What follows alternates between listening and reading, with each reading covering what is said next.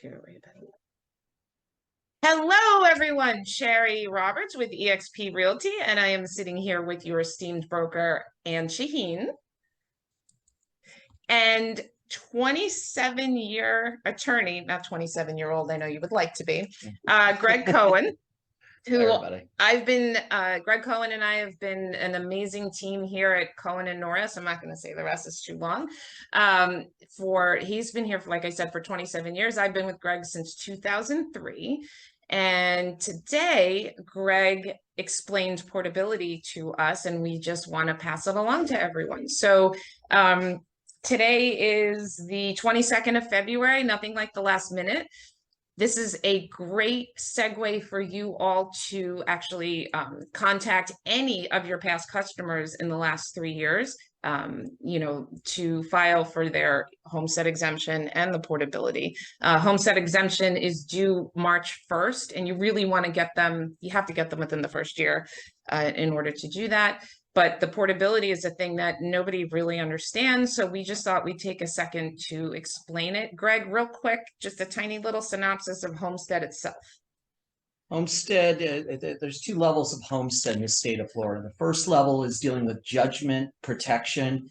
While you hear about people that are moving here that have a lot of judgments against them, it provides some protection against levy from individuals. If you leased a car to BMW and you did not pay that and they obtained a judgment against you, they could try to attach to assets that you own. But with homestead protection, they could not force or levy upon that property. Now, there are obviously exceptions to that, being our federal government, IRS tax liens, they can still attach. But generally against judgment creditors that are unrelated to the property, that doesn't talk about that's not mortgages. They can always foreclose. Associations, you don't pay your dues, they can foreclose. Property taxes, if you don't pay those, there would be a tax deed sale. You could lose those, you lose your property eventually. But judgment creditors unrelated to the property will not be able to attach if you actually claim that as your homestead. And again, that's why we have people in the news that tend to move here when they have large judgments against them, sometimes due to murder. As was the subject of our seminar, and we all know. And number two, what does homestead give you from a property tax standpoint? Well, you have to go file by March 1st. Now, your property has to have been your homestead on January 1st of that year. So if you happen to close on January 2nd, you could not say it was your homestead for that year because you did not own the property and live in it as of January 1st. So if you went and filed, the first availability where it would kick in would be the following January 1st. So in this case, if you closed January 2nd, 2023, you filed for homestead the next day. That's great, you did it, but it would not kick in until January 1st, 2024.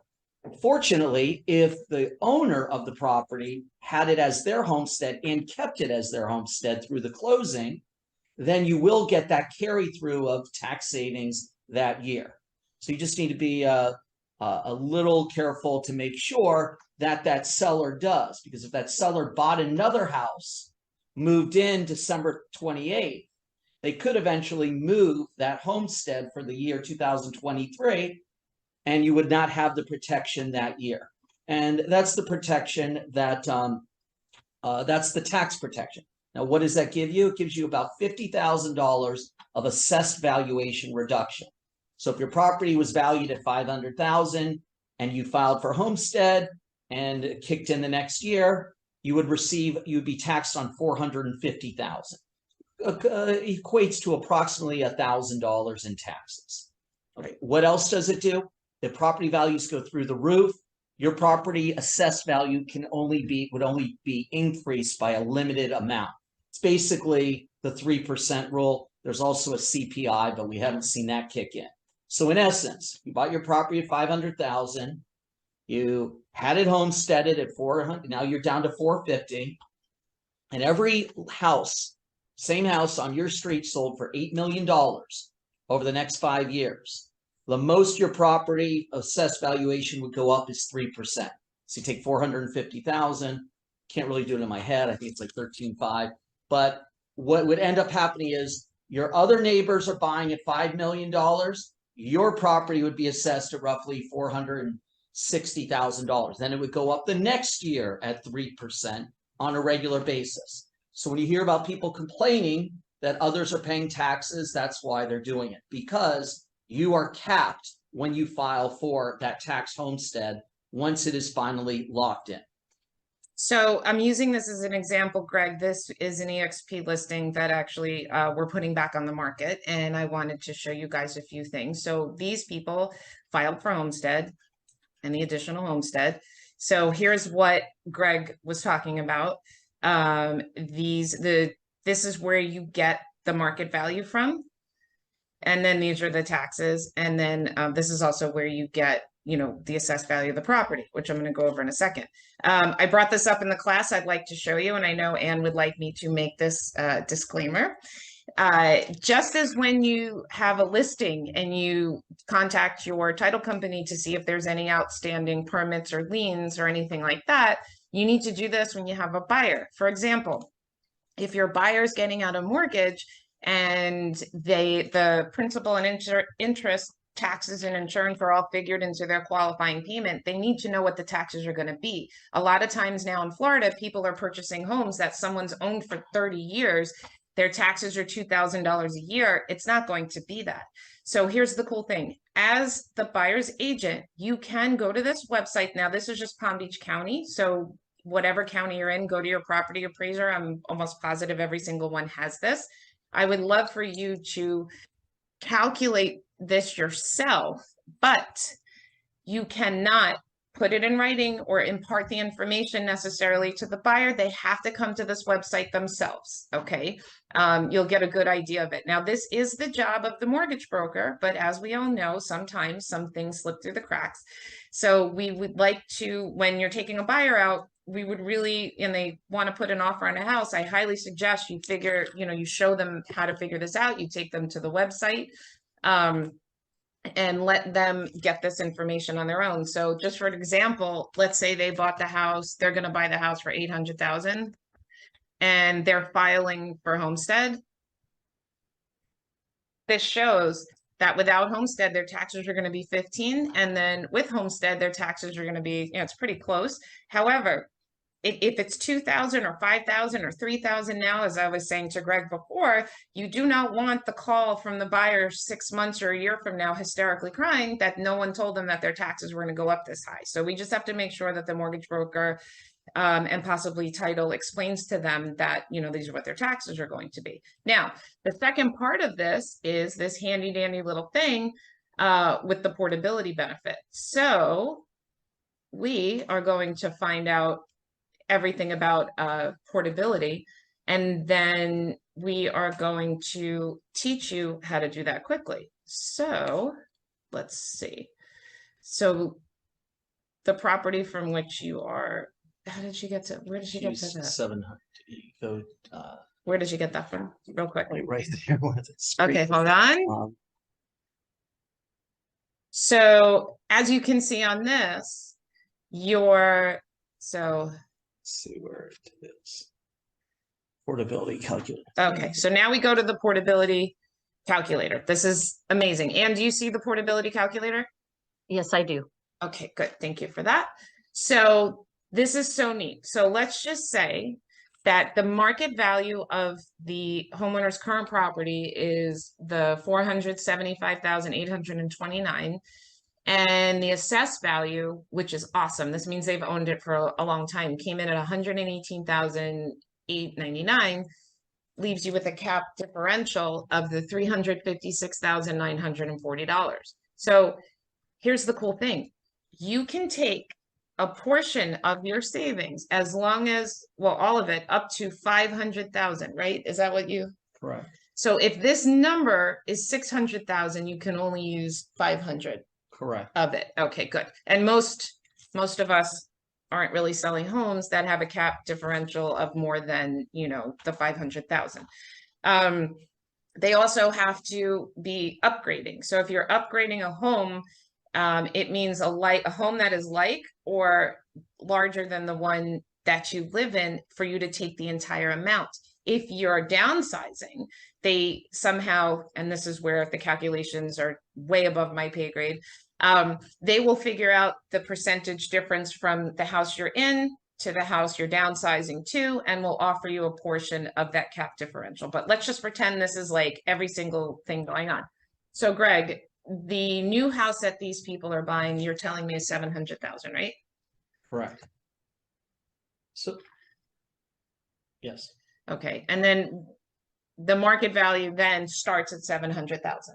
Yes. Okay. We're basing it on the property appraiser will assess your property at what they think the market value is. Normally, it's roughly 85%. They don't want everybody arguing. But if you overpaid, okay, a lot of times if you paid way too much, they'll still throw that valuation out because it's really what the market value is. Maybe a neighbor bought the lot, so it's a double lot, so they paid more for it. That won't necessarily affect everybody else. Likewise, if you sold your $1 million lot for $150,000 to your child, they're not going to use that as a valuation because it's too low. So they usually go on the fair market value. So what the calculator here on the screen is doing, it's saying that for purposes of calculation, your sales price will be the market value. So what we have here is you see this 356,940 number. That's your portability amount. That shows the difference between what the property appraiser thinks your market value is versus what they can tax you on. They're only taxing you on the 118,889. That portability number, and although it says cap differential, let's just make it how I think, 356,940. So now it's time to buy a new piece of property. We're going to use this example. You're buying a property for $700,000. That is more than the market value of $475. And like I said, pretend the property appraiser said you bought it for $700,000, it's worth exactly $700,000. So therefore, they kick in that number under the second line, market value for assessment purposes. They've determined it's $700,000. What will you be taxed on? You take their market value now for the new property, $700,000, and you subtract that portability amount. See where it says cap differential? You subtract that. That turns into that 343 number 060. So in effect, you will only be taxed on $343,060. On top of it, because you're filing for homestead, you also receive the additional $50,000 valuation reduction. Therefore, at the end, your property value that will be it will be taxed at that $293,060. What Shari alluded to is you don't want to tell people what their taxes are. I oftentimes don't want to go to a property appraiser site and spend time. I usually tell people a good number is 2%, because as you saw the formula earlier, at 800,000, it probably came in around 15. So you could just say to somebody, what are my taxes? Usually if you're on the road, generally that's going to be on a high end 2% of your purchase price, unless of course you overpay, in which case it might be lower, but you can use that number. So in essence, that is how portability works in this situation. The 356,940 reduces your market value of 700,000 down to the 343,060, reduced further by 50,000, and now you're being taxed at 293,060. Now, go ahead. And there's two exceptions or limitations to the rule. Number one, if that cap differential was 600,000, like Shari mentioned, you could only receive up to 500,000. Number two, see how that sales price is more than the market value? Well, what if you bought a property for $100,000? Does that mean that the cap differential wipes out your taxes and you pay zero real estate taxes? The answer is, of course not, okay? Our government knows the formula, and the formula always ends with the government getting paid money for one reason or the other. So what would happen if you took a sales price of $100,000? 100,000, and they assessed it at the market value at $100,000. You would look at that sales price of 100,000 and you'd say, what is that amount to the 475. And because I'm not a mathematician, and if I round it up, you would say it's roughly 1/5. It's a little bit under 1/5 of that price. You understand so far? The market value of the old house is about 475. The market value of the new house, although it says on the screen 700, technically it's 100,000. That's roughly 1/5. So what happens? You take that cap differential of 356,000, and we can type in sales price here, 100,000. Right here? Yes, you could type in 100,000, and that will be roughly 1/5 of the 356. So your market valuation would come in I want those taxes. right. 24,986. And if you see what would happen, 1/5 of 356,000 is roughly 70 some odd $1,000. So you would take that $70,000, 75,000, you would subtract it from the $100,000 that the valuation is, and you would be down to the 24,985 number. Now you're going to file for homestead, and it knocks your taxes down. Yeah, not zero, but yeah. Right. So, there's still maybe some other non-ad valorums, but the taxable value in this case gets reduced down to 0. Now, the government again isn't really losing in this situation, because basically all they took off was roughly $75,000 of valuation when you originally were saving $356,000. And they obviously make it up with the new buyer who's going to be paying on the house you sold, this 475 number. They're going to be paying taxes based on whatever that sales price is. Let's say it's whatever it's listed for. That'll be the new taxable number. And in essence, that's how it works. You take your portability savings, you buy a price with a market value equal to or greater. You get 100% of those savings up to 500. And if you buy something with a lower market value, you just take the percentage difference, multiply it by the portability, and that's your difference. and thank you, because why do you need to know this? Well, I'll tell you why. Because this differentiates a good agent, a fair agent, from a fantastic agent. You've got people now, as I said, what is it? February, I got to keep February 22nd, 2023. And so new market statistics just came out in my area of Florida, Palm Beach County. And as we know, inventory is really low because people have 2.99% interest rates, and people are enjoying their tax, their tax break. They've lived there for so long. So the interest rate, talk to your mortgage brokers, they'll tell you how to present that. But this is something that you can present a buyer or a seller who's afraid to move, right? And say, don't worry, you can take a portion of your savings with you. And I'll tell you something, I'll bet you not a lot of realtors, everybody that was in this room before, myself included, this is not something that's normally addressed. If you research this information, you might win that listing. That might encourage one more piece of the puzzle to motivate the seller to move if they're, thinking of moving. And again, like I said, this is not something for you to figure out for them, and just have it, because that's where I refer to my attorney and say, or that maybe their accountant knows, and you certainly refer them to each county's website. Now, be aware this only happens in the state of Florida.